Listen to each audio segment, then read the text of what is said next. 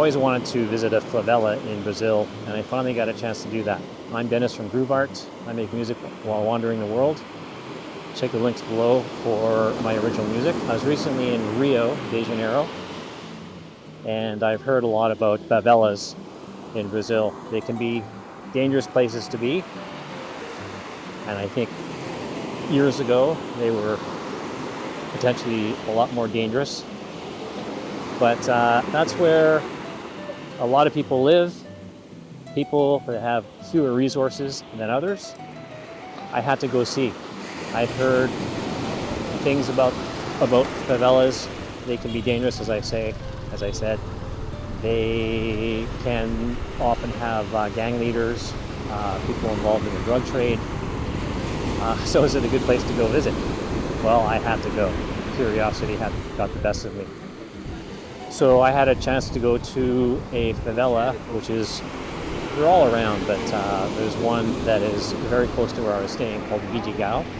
I think it's about 20,000 people live there. I'll have to check my facts. I'm doing this out a little bit out of memory. It's one of the probably smaller, mid to smaller ones. There's a much bigger one called Costa, which you can also go visit.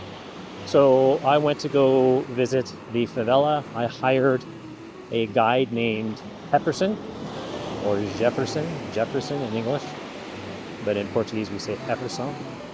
And he picked me up nearby in Ipanema Beach at Station 12, which is where they mark all the different locations. He picked me up on his motorbike. I'm deathly afraid of motorbikes, being a passenger on one. It's not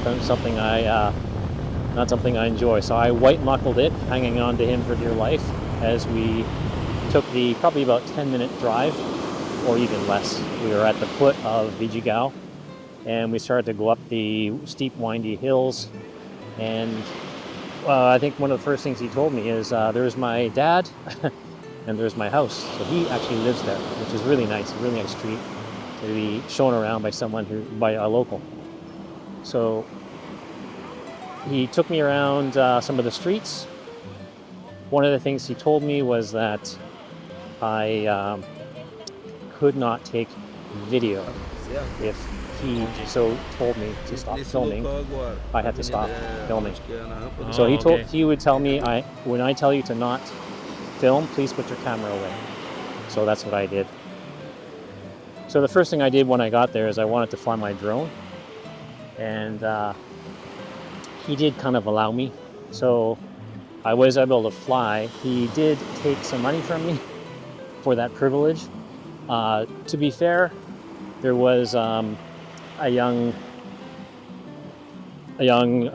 kid there who lived there, and he had a drone, and he was filming other tourists and making a living that way. So they basically kind of made a deal amongst themselves and allowed me to fly my drone, but they charged me, I think it was like probably 25 bucks.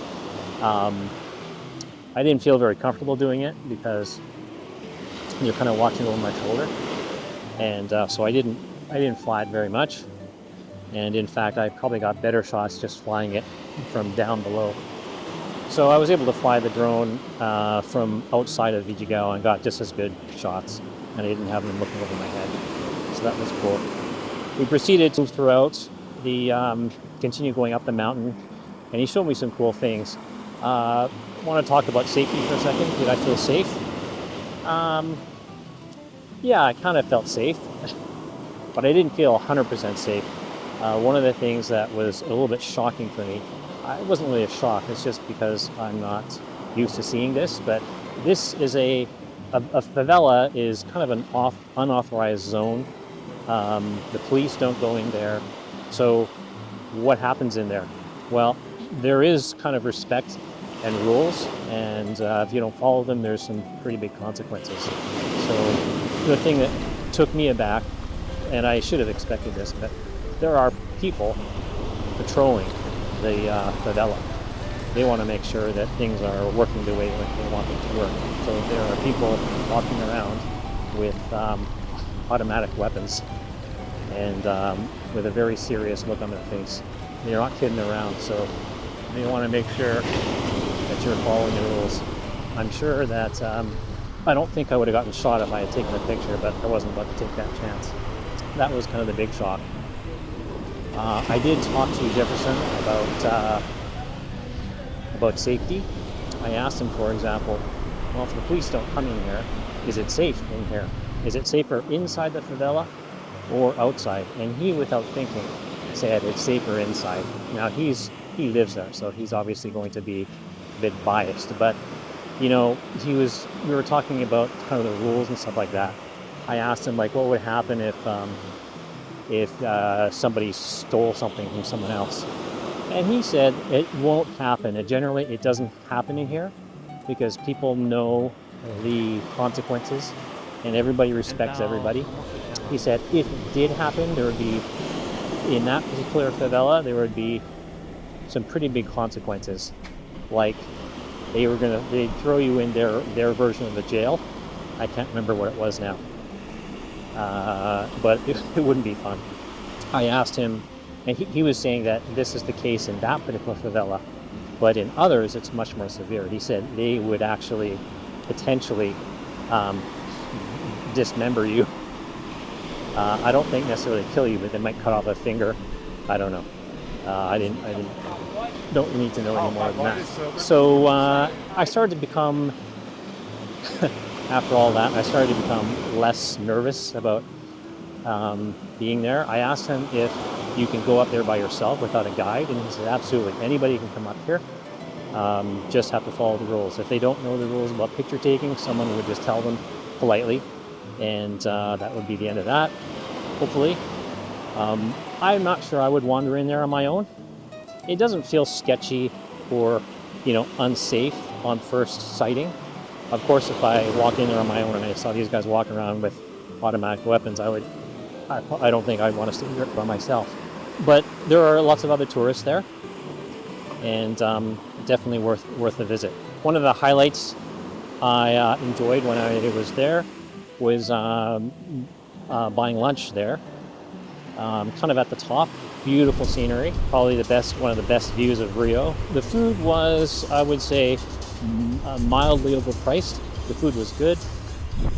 Was it worth it? Absolutely. The view, I just kind of hung out there and just relaxed and chilled. So I'm glad I went up to the restaurant. I'm sitting here with my new friend, Jefferson, or if you're going to speak Portuguese, you would say Jefferson. In Portuguese, which is Portuguese for Jefferson. So Jefferson was my tour guide here in Vidigal, Favela, overlooking the beautiful Copacabana beach. It's beautiful up here. Let's talk about Jefferson a little bit. So he picked me up on a motorbike just at Posto 12, which is the 12th tower, I think, is a way to mark the beach. And he brought me up here. So you speak, você fala português? Eu falo português bem, né? Sim. E também inglês, pouquinho? Pouquinho, I speak little English. Hello guys, my name is Jefferson. My friend Dennis. I come back favela, favela tour. I am motorbike tour favela. Come on, guys. Yeah.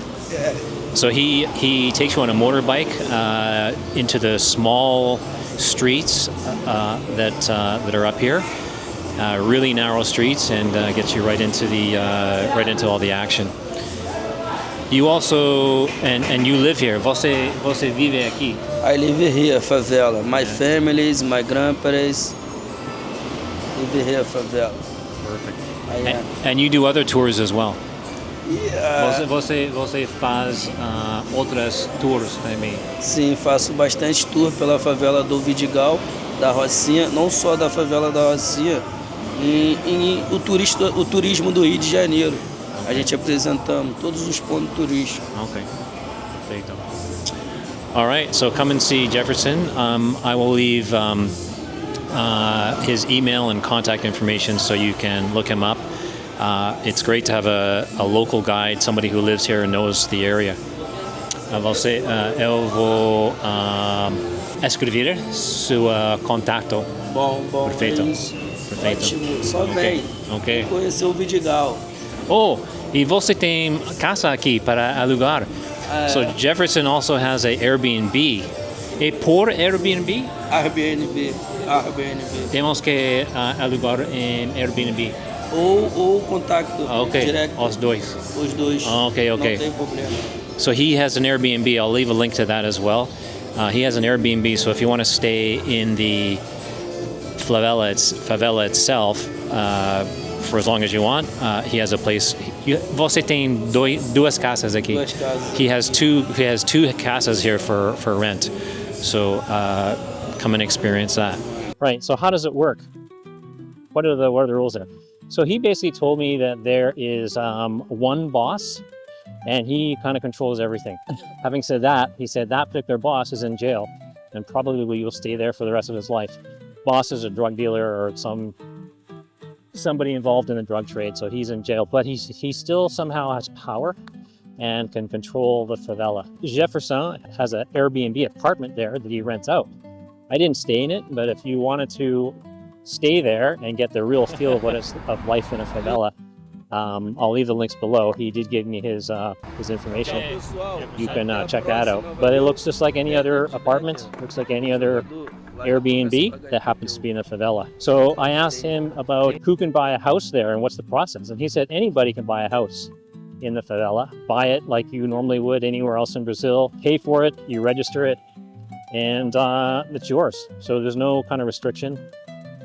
You just have to follow the rules like everybody else. So there you go. Anyone looking for a business opportunity. And he actually pointed out some apartments there that were in fact owned by foreigners. So that's my little adventure in favela. Just a short video today. Very cool.